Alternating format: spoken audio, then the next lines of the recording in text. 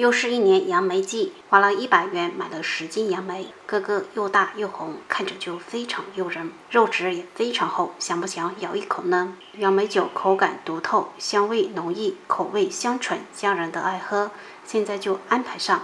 杨梅先撒上点盐，用清水浸泡5分钟，可以泡出果肉中的虫卵或幼虫。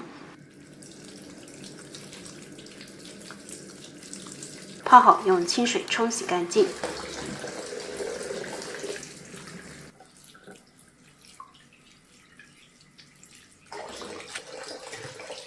摊开放在通风的地方，完全晾干水分。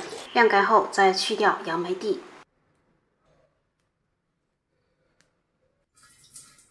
再将洗干净的玻璃瓶罐倒入白酒滚一滚，消消毒。洗过的白酒倒出来。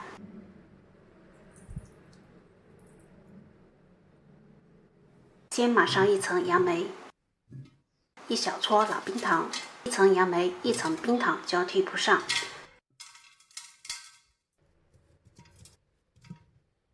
最后倒入50多度的白酒，酒要没过杨梅1到2公分。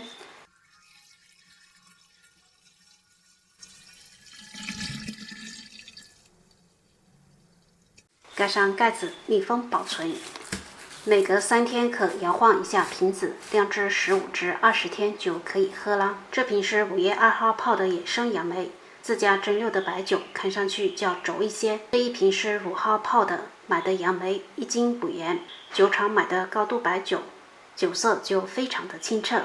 杨梅酒富含葡萄糖、果糖、柠檬酸、苹果酸及多种维生素，可以平衡酸碱，提高体质。好啦，这期的视频就分享到这里，喜欢的朋友可以在家试一下，拜拜。